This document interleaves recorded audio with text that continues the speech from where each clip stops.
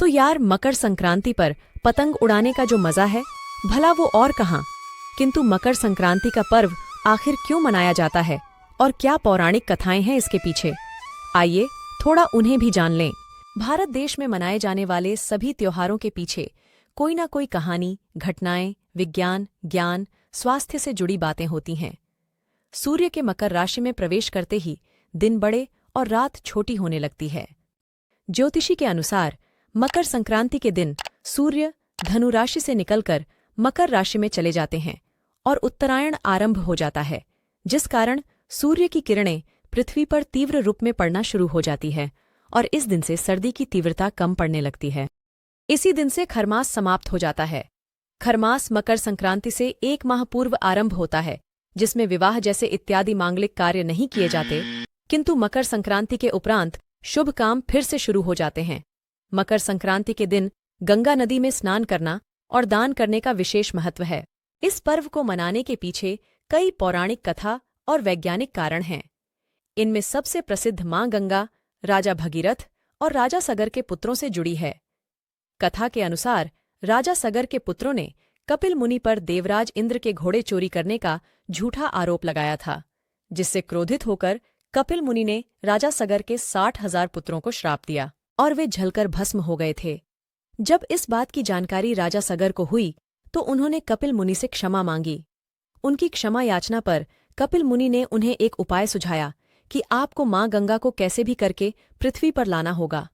इसके लिए राजा सगर के पोते अंशुमान और उनके बाद राजा भगीरथ ने खड़ी तपस्या की, जिससे प्रसन्न होकर मां गंगा प्रकट हुईं।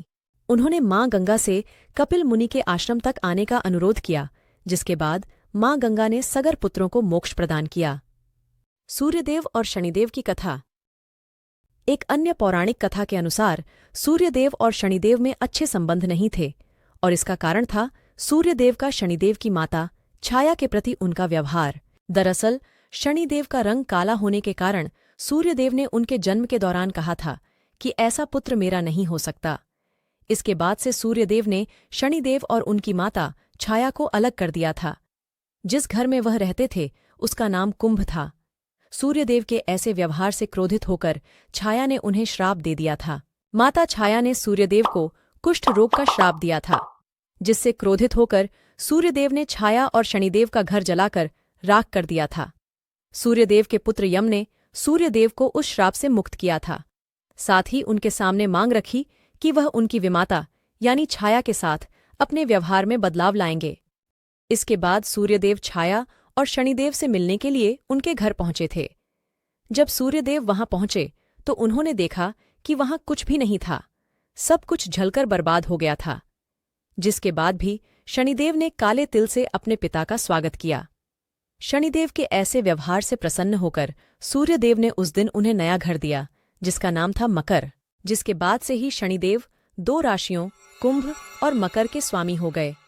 सूर्यदेव ने यह भी कहा कि जब भी वह मकर संक्रांति के मौके पर उनके घर आएंगे तो उनका घर धन धान्य से भर जाएगा और उनके पास किसी भी वस्तु की कमी नहीं रहेगी।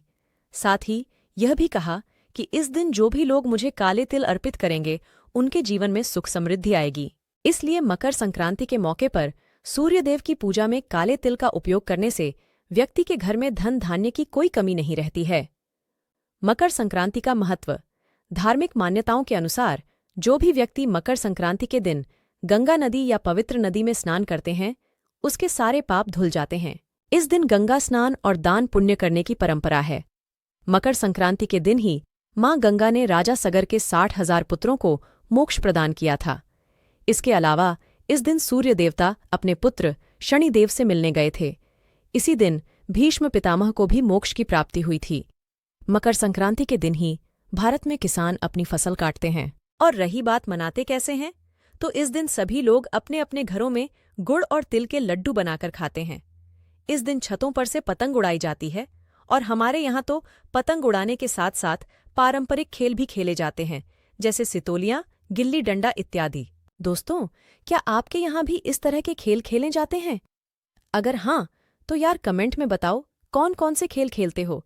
साथ ही ये भी बताना कि आपके यहाँ सितोलिया को किस नाम से जाना जाता है। तो ये थी मकर संक्रांति की कथा। अंत में वीडियो पसंद आए तो यार इसे लाइक, शेयर और चैनल को सब्सक्राइब करना मत भूलना। मिलते हैं एक नई वीडियो में।